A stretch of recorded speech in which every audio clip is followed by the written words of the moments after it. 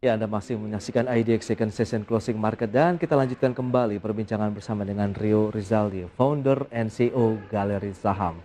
Ya, Mas Rio, kita akan lanjutkan kembali untuk menjawab pertanyaan dari pemirsa. Tadi sudah kita ulas AGII dan BNI. Yang disarankan untuk BNI-nya adalah sell on strength, sementara AGII-nya sedang membentuk uptrend, jadi masih bisa di hold untuk Pak Victor di Malang. Dan kali ini kita ke Denpasar, ada Bapak Hadi. Selamat sore, Pak Hadi menanyakan sampai dengan akhir bulan Pura ini bagaimana pergerakan yang hari ini sedang turun tajam minus 5,56% di level 51. Oke, untuk Pura pada dasarnya Hmm. dia tidak ada sentimen apapun baik secara teknikal maupun sentimen news ya. Oke. Jadi pada dasarnya bagi saya sebelum dia harga balik ke 50 mendingan jangan punya saham ini dulu. Karena Ah, secara indikator teknikal belum terlihat ada sesuatu yang menarik di saham Pura. avoid saja berarti ya, kalau yang belum Ya. punya. Oke, kemudian kita ke Jakarta, Ibu Jenny. Selamat sore, menanyakan Arto. Punya posisi di 13.500, closing hari ini 12.700. Bisa ke sana lagi nggak? Oke, 13.500 ini kayaknya Iya, pas begitu lagi beli di support nih dan ternyata oke. supportnya tembus. Jadi kalau Hmm. bagi saya pribadi, saya lihat secara teknikal Arto itu tren jangka panjang masih naik, tapi jangka menengah dan pendek itu sedang turun. Jadi menurut saya daripada beresiko mengalami penurunan lebih lanjut, Bang Jago Arto ini sebaiknya dilakukan sell on strength. Oh Sell on ya. strength-nya bisa perhatikan di level 13.500 sampai level 14.000 karena itu berpotensi menjadi resisten baru bagi Arto. Oke, dengan kepemilikan di 13.500 pun berarti masih bisa di hold karena hari ini kan lagi naik juga nih hampir 3%. Ya, lagi naik. Oke. Jadi coba diperhatikan ketika udah mencapai Hmm. 13.500 ke atas, rasanya lebih baik sell on strength dulu. Itu keseluruhan porto kita atau sebagian? Kalau lihat kondisi seperti ini lebih baik majornya ya. Jadi lebih banyak Sebagian yang di sell on besarnya strength ya. daripada yang disimpan. Oke, itu dia untuk Ibu Jenny di Jakarta. Baik, ini sudah ada penelpon yang masuk. Kita akan coba sapa Mas Rio. Halo, selamat sore.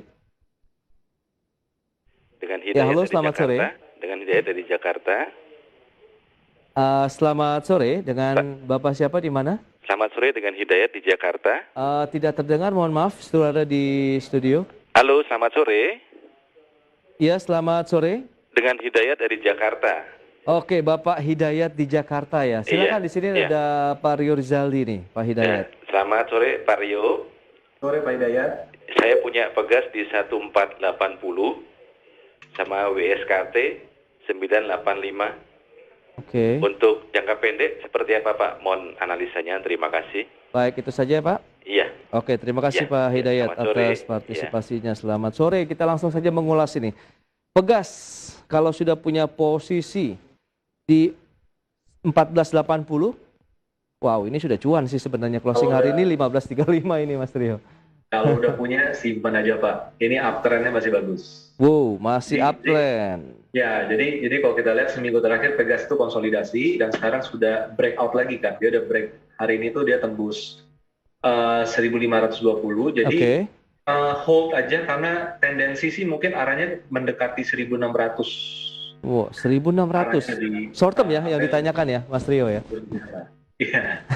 Wah, jadi di hold nih jangan khawatir, malah bukan khawatir, mungkin siap-siap sedang lagi nih untuk pegasnya. Oke, kemudian WSKT bagaimana? WSKT ini pada dasarnya dia lagging banget, jadi lagging dibandingkan ADI, Wika, PTPP, Mm-mm. mungkin terkait sama rencana right issue dari perseroan ya. Jadi pada dasarnya WSKT ini kalau dia masih di level-level sekarang, nggak mampu naik ke atas 1040, Oke. cenderung geraknya akan pelan. Jadi Hmm. bagi saya jangan terlalu banyak di saham WSKT, tapi coba pantau di saham yang baru breakout seperti ADI, Wika dan PTPP karena mereka bisa lebih ringan naiknya daripada di WSKT ini. Oke, karena legging, kemudian kita lihat pergerakannya 1040 menjadi level konfirmasi apakah akan melanjut atau tidak begitu penguatannya ya. Karena hari ini naiknya juga hampir 4%. Jadi kalau sudah cuan sekarang seperti 1010, kemudian kepemilikan di 985 pada saat mendekati level 1000 mungkin dilepas kali ya Mas Rio. Betul Pak. Baik, kemudian tadi disarankan bisa masuk ke Wika, PTPP maupun Weton yang direkomendasikan dan juga Adikarya. Tapi pilihan investasi kembali kami serahkan ke Pak Hidayat tadi ya di Jakarta. Baik, kita akan lanjutkan kembali untuk menjawab pertanyaan dari line WhatsApp interaktif. Kali ini kita ke Bandung, ada Pak Joni. Selamat sore. Bisa average down atau tidak nih Medco yang sudah punya posisi di 845 Mas Rio. Closing market hari ini 625. Wah, ini loss-nya cukup lumayan ini. Jadi Medco ini tren jangka pendek bagus, tren jangka menengah bagus. Oke. Jadi coba pantau aja Pak level 600. Jadi selama Medco itu berkonsolidasi dalam seminggu terakhir, seperti seminggu terakhir, dan dia bisa bertahan di atas 600, maka itu sebenarnya level menarik buat average down. Oh ya. Karena kalau kita lihat secara tren naik itu mulai terbentuk di saham Medco ini. Baik, lantas apabila menyentuh level 600 kemudian Pak Joni melakukan pembelian kembali ya meskipun sedang dalam posisi loss ya di 6 sampai dengan level 600, ada peluang cuan ke berapa kemudian paling tidak ini bisa meminimalisasi dari kerugian yang ditanggung? Mungkin kurang lebih dia bisa ke arah 700. Bisa sampai dengan 700? Kalau melihat tendensi seperti ini dan konfigurasi trennya, Oke. bagi saya 700 itu bukan hal yang mustahil pada dasarnya. Oke, jadi kalau sudah punya posisi 845, kalau misalnya ada dana lebih, kita bisa cicil beli lagi ya, average down, seperti yang ditanyakan tadi. Baik, itu dia untuk Pak Joni di Bandung ya, dan ini nampaknya sudah ada penelpon yang masuk kembali, kita akan coba sapa. Halo, selamat sore. Dengan Bapak siapa, di mana Pak? Yanto? Pak Yanto? Iya. Pak Yanto di? Aceh. Oh baik, Pak Yanto di Aceh, silakan. Di sini ada Pak Rio ini. Halo Pak Yo, mau tanya nih Pak Yo, gimana akhirnya tentang Atam? Antam sudah punya posisi di berapa nih? Ya, Pak Yanto sudah punya posisi di berapa, boleh tahu Antamnya? posisi di 2000. Di level 2000? Ya. Oke, sekarang lagi di 2370. Sebenarnya sudah untung ya, meskipun hari ini minus 2%. Ditanyakan untuk berapa lama nih untuk ke depannya?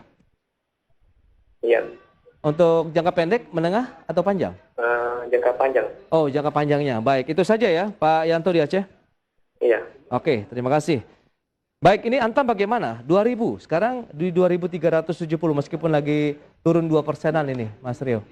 Oke, ini karena bicara jangka panjang ya, Ya. jadi saya akan berikan view-nya itu lebih ke parameter jangka panjang. Oke. Jadi pada dasarnya Antam, kalau saham ini mampu untuk dalam jangka menengah sampai panjang berada di atas 2100, Oke. pada dasarnya saham ini lebih cenderung naik daripada turun. Jadi Oh, kalau bicara support jangka panjang itu ada di 2100. baik. Nah, kalau kita lihat jangka pendeknya, kalau Antam ini bisa menguat dan bertahan di atas level 2450, maka secara jangka pendek ada potensi uptrend kembali.